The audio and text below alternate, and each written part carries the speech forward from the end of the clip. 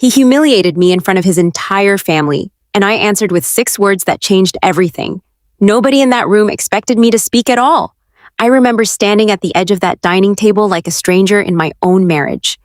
12 people had gathered for his mother's birthday, plates full, wine poured, laughter rolling around the room like it belonged to everyone but me. I had spent 3 days preparing that dinner, ironing the tablecloth his grandmother once used, matching each dish to his mother's favorite recipes so she would finally see me as family instead of an outsider who married her son.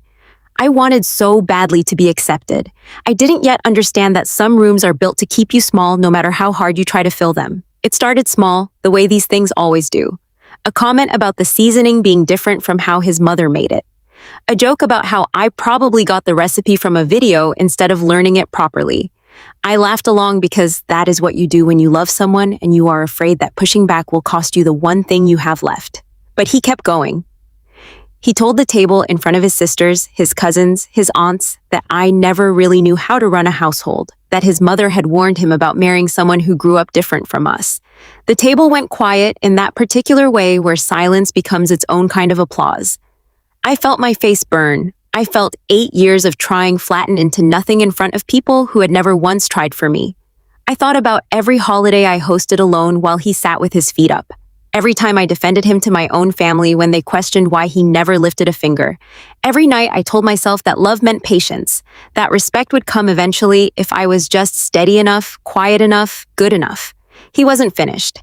He turned to his mother and said that at least she raised a son who could tell the difference between a wife and a decoration. The room laughed. Actually laughed.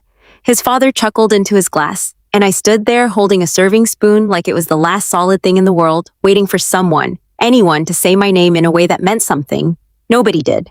So I set the spoon down. I looked at him, not at his mother, not at the room, just him, and I said the only 6 words I had left in me. I said, "I'm done pretending this is enough." The table fell silent again, but this silence was different. This one had weight. His fork stopped halfway to his mouth. His mother's smile cracked at the edges like old paint. He tried to laugh it off, told everyone I was being dramatic, that I always overreacted to jokes, but I didn't sit back down. I untied the apron I had worn all evening, folded it neatly, and placed it on the back of my chair like I was closing a door I had spent years trying to keep open. I walked out of that house without my coat. The cold hit me immediately, but it felt cleaner than anything I had felt inside those walls in years. I sat in my car in the driveway, and I didn't cry right away. I just breathed. For the first time in a long time, the air felt like it belonged to me. He called 4 times before I even reached the highway.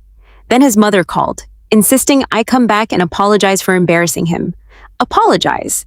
As if I was the one who had spent 8 years making someone feel like furniture in her own life. I didn't answer. I drove to my sister's house instead, and when she opened the door and saw my face, she didn't ask what happened. She just pulled me inside and put the kettle on, the way she always did when words weren't ready yet. It took him 3 days to show up at my sister's door, flowers in hand, apology rehearsed like a performance. He said his family didn't mean it that way, that I took it too personally, that we could move past it if I just came home. I looked at him and realized something I should have understood years earlier.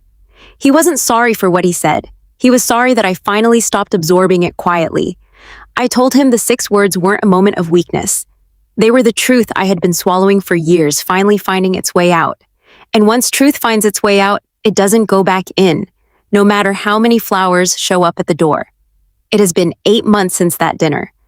I live alone now, in a small apartment that is quiet in a way that finally feels peaceful instead of empty.